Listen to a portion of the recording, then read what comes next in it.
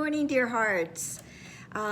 We are on lesson 86 in our review. Please subscribe. Another two wonderful lessons to go over today. The first one, only God's plan for salvation will work. And as I want to do, I'm changing some words around, but the meaning stays the same. Only love's plan for my happiness will work. Love has a plan for my happiness. Happiness and salvation indeed are one, and God and love indeed are one. So the lesson, the review begins. It is senseless for me to search wildly about for salvation. Again, salvation can be a triggering word. Search about for my freedom, search for my happiness, search for my destination, my realization of who I am. All of these things happen with salvation. I have seen it in many people and in many things, but when I reached for it, it was not there because I was following the ego's plan, if it is even called a plan, for my happiness. But the ego's plan isn't really so much of a plan at all. It's maybe a few suggestions, but really what it is it's a mirage.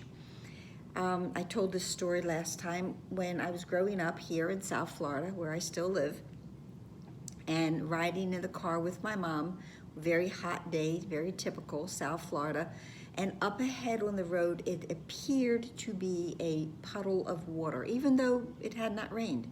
But as we got closer and closer to that puddle of water, it simply disappeared. It was a mirage. It seemed to be there until we got close. The ego's plan for my happiness seems to be there until we get close to it. And there's a wonderful line, part of a paragraph in the text, chapter 8, that says, you must have noticed an outstanding characteristic of every end the ego has accepted as its own. When you have achieved it, it has not satisfied you. That is why the ego is forced to shift ceaselessly from one goal to another so that you will continue to hope it can yet offer you something. Nothing that the ego has ever offered works. It's smoke and mirrors. It's a sham. It's a switch. As soon as we get close to something, it switches about. It like moves the goalpost. And, it's like Lucy and Charlie Brown when she's holding the football, and as soon as he gets close, she moves the football away. That is everything of the ego. Seek, do not find. We must remember that. Otherwise, we will ceaselessly follow the ego's plans only to find out they never work. Coming back to the lesson, I was mistaken about where it is, where my salvation, my happiness, my freedom is. I was mistaken about what it is. I will undertake no more idle seeking. Only God's plan for salvation will work. Only love's plan for my happiness will be successful. And I will rejoice because his plan can never fail. God doesn't give us empty promises. God delivers on his plan, on his promises, on his will for his children, and his will for us is happiness. For the 15-minute practicing for this lesson, we're given some, thoughts to use to go into. Again, they're only suggestions at this point, but one of them, the first one, God's plan for salvation, for my happiness, will save me from my perception of this. So whatever it is that I seem to be looking at that seems to be promising me something, it's only a perception, okay? It is a judgment, really. Perceptions are judgments of what it is and what it is useful for. But because I'm seeing it outside of myself, it's not real. The second lesson for today's review is holding grievances is an attack on God's plan for happiness, salvation.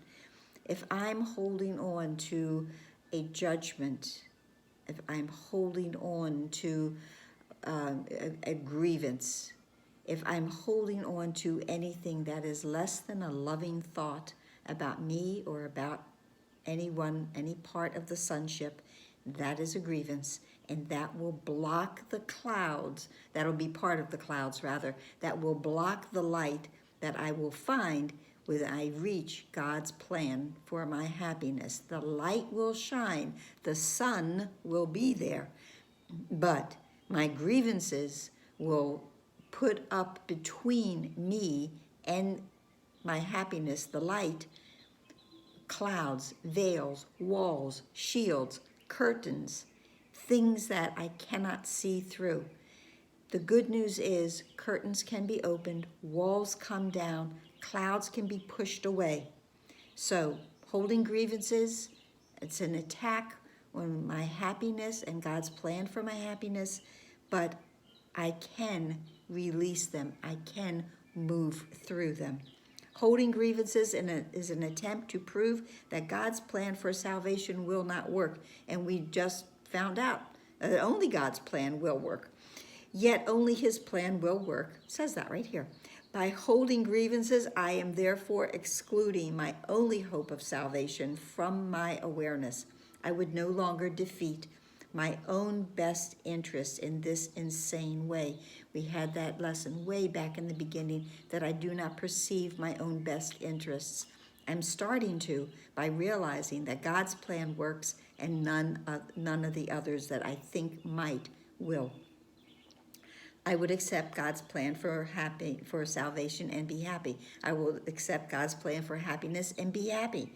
So again, we have these, ideas of to use, these thoughts to use for going into the 15 minutes of practice for this lesson. And it says, I am choosing between misperception and salvation as I look on this.